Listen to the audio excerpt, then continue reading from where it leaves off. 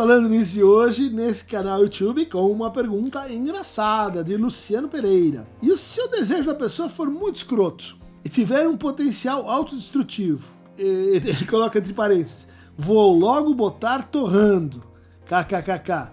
O que a psicanálise diz sobre isso? É uma pergunta muito divertida, mas que muitas pessoas, assim, no fundo, têm quando escutam que a psicanálise, enfim, compreende uma teoria do desejo, de que o desejo é recalcado, infantil, sexual, que o desejo aparece de uma forma, assim, censurada no sonho, recalcada nos sintomas, inibida ou na forma de angústia, inferindo assim que, em geral, nossos sofrimentos têm que ver com o destino que a gente dá para os nossos desejos. Se a gente os aceita, se a gente se pune por tê-los, se a gente se mostra assim indignado porque elas nos habitam, se a gente não os reconhece e acha que só tem esse desejo no outro.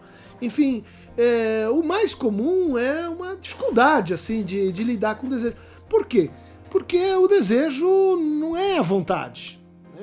A vontade é uma das expressões do desejo, mas na consciência. O desejo passa pelo inconsciente, ele é recalcado, senão ele não seria desejo. Então, se o objetivo do tratamento psicanalítico é favorecer a subjetivação do desejo, o reconhecimento do desejo, uma certa sustentação do desejo, pergunta muito bem feita, né? Pelo Luciano. E se esse desejo for escroto?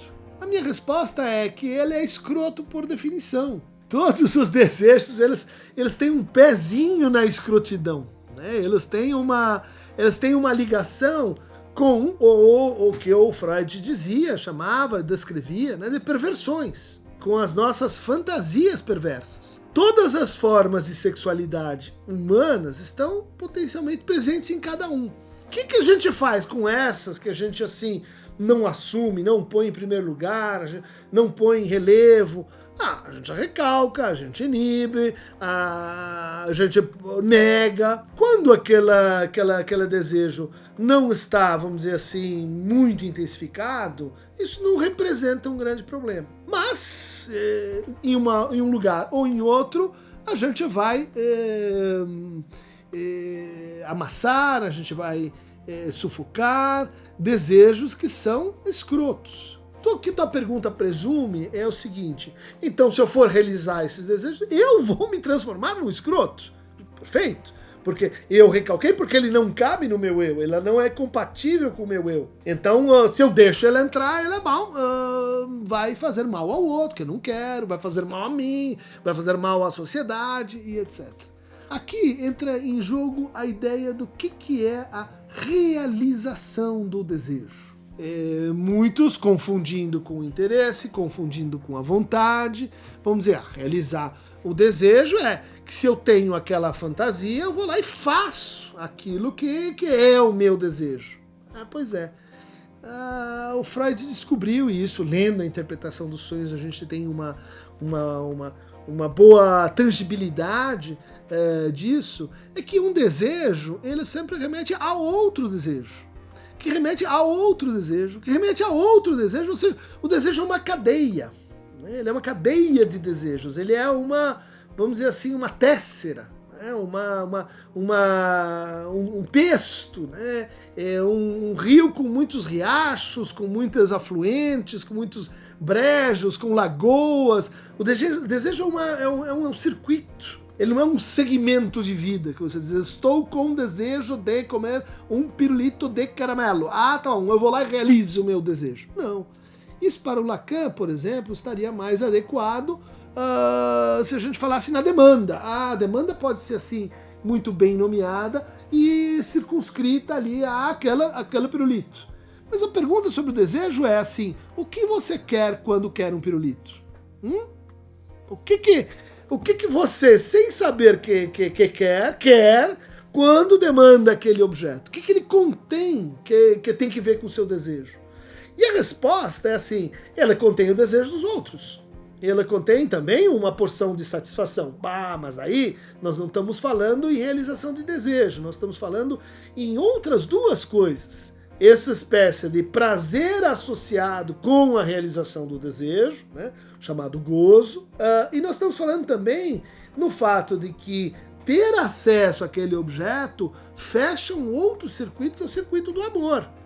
Minha mãe me dava aquele pirulito inesquecível. E até hoje, quando eu chego na loja de doces, eu peço pirulito e caramelo. Por quê? Olha lá. Porque isso me faz voltar numa memória de desejos desejados, isso me liga a uma pessoa com quem eu tenho um laço de amor, afeto ou vinculação. Bom, reposicionando então a pergunta.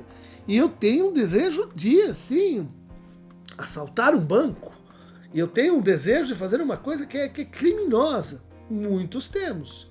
Como nós podemos lidar com esse desejo? A gente pode simbolizá-lo. A gente pode trocá-lo, portanto, por outras formas desejantes. Vamos jogar banco imobiliário? Você vai dizer assim, isso é uma substituição. No banco imobiliário eu posso ir lá e jogar de um determinado jeito que na hora eu dou aquela roubadinha. Olha aí. Você, de certa forma, realizou o seu desejo, mas assim, através do outro, através de um jogo. Você pode dizer, em certa medida você está então sublimando o seu desejo. É outra possibilidade, né? De transformar aquilo que é desagradável, aquilo que é escroto, em algo que cria uma surpresa e que acrescenta uma novidade interessante para todos nós. Por exemplo, o que você acha que as pessoas sentiram quando Marcel Duchamp levou para uma exposição de arte um urinol? Uma dessas lugares mictório para homens. E pôs lá como uma obra de arte. Que escroto! A reação foi exatamente essa. Foi a de escrotidão total. Hoje a gente olha para isso e diz, puxa, ele estava inventando uma nova forma de arte. Não é o objeto que importa, é o gesto, é o questionamento do que é um museu, é o questionamento do que é colocar um objeto num determinado enquadre, usando para isso um desejo escroto, né? Um desejo de, por exemplo, exibir algo que está dentro de um banheiro. Isso ele fez também na sua obra final, né? Uma parede, você vai lá, põe o olho, e você fica curioso porque tem uma fechadura, e daí você encontra ali um corpo de uma mulher que pode estar morto, que pode ser um lago, pode ser assim um engano, né? Uma ilusão. Veja aí, a arte lidando com a escrotidão. A arte colocando aquilo que seria um desejo proibido disponível para todos e ampliando a nossa experiência estética enquanto ampliação de linguagem compartilhada. Bom, mas nem tudo, disse o Freud, a gente consegue sublimar. Tem coisas que, a gente tem que reprimir mesmo, a gente tem que recalcar mesmo. O meu sadismo, eu gosto de ver os outros sofrerem. Você pode realizar o seu sadismo clicando na televisão, naquele programa das 5 horas da tarde, em que você vê as pessoas sendo presas, mortas, pisadas e etc. Mas são as pessoas, você não está praticando aquilo. Mas aí você tem que juntar o seu sadismo com o seu voyeurismo, o seu gosto por ver aquilo. Tudo bem, assim você vai montando, né, alternativas para aquilo que seria a solução escrota para um desejo escroto. Vou lá e ataco outra pessoa, e ajo por crueldade, e ajo de uma forma desumana ou pouco solidária. Ou seja, o desejo não acontece assim às expensas da ética, às expensas da moral. Não é assim, tem a moral, tem o desejo, e daí você vai libertar o desejo, e daí ela vai romper os diques da moral.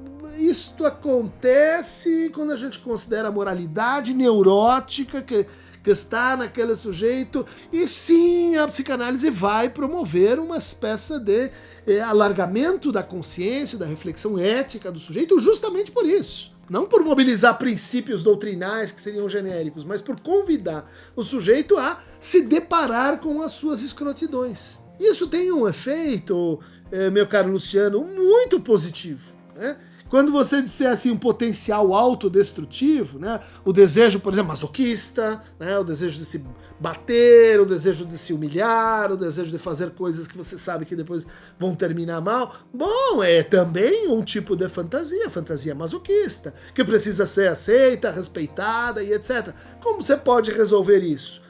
Você pode resolver isso assim, se dedicando um pouco a mais do seu trabalho e sofrendo para entregar um bom texto final no curso de psicologia. Ou você pode simplesmente se acabar, né? Descuidando-se de si, se atacando, se cortando, né? Veja, a diferença está sempre remetida a níveis de imaginalização. O desejo ele pode ser melhor imaginalizado, ele pode carecer de imaginalização, ele pode ter uma imaginalização que o prende, por exemplo, à realidade, que é sempre atravessada pela fantasia. Na medida que a realidade e a fantasia vão se acasalando, perigo, né? Porque a realização do desejo vai vamos dizer assim, ganhando consistência num objeto. E também a realização do desejo, no fundo, a gente pode até trocar essa expressão por simbolização do desejo, por expressão modificada do desejo. Porque daquele jeito, né, quer dizer, eu tenho o desejo de chutar um cachorro, então tem que ficar lá preso, porque a gente não deve fazer isso. Se você trata o seu desejo assim, dessa forma imaginarizada, presa numa cena, associada com traços do objeto, ele só pode ficar trancado lá dentro. Se você abre as portas, convida o desejo a vir, e dizer assim, mas eu posso nomear isso de outra maneira, eu posso interpretar isso, posso dizer, olha, na verdade esse desejo vem do outro, e eu posso sublimar, eu posso fazer uma série de coisas para resolver, né, esse impasse com o desejo. Eu posso me angustiar mais, eu posso fazer um sintoma. Toda essa, vamos dizer assim, abertura para outros destinos, e é o que a gente pode dizer assim, no fundo a psicanálise ela vai conduzir não a realização empírica dos desejos, porque no fundo o desejo não tem realização empírica, ele tem realização simbólica. Daí a importância dos atos de reconhecimento. O reconhecimento é a realização do desejo, o reconhecimento da sua existência enquanto desejo e o desejo do outro, né? De ter o seu desejo reconhecido pelo outro. Os desejos escrotos saiam dos esgotos, como dizia Titãs. O que vocês podem ver também no filme, o Cheiro do Ralo. Ali, o desejo está preso nos objetos, né? Ele está trancado nos objetos, e por isso a coisa termina mal como termina. Para desejos escrotos, que vem de baixo e de cima, clique aqui em Aqueronta Movebo e recebam mais fragmentos escrotinizantes do Falando Nisso.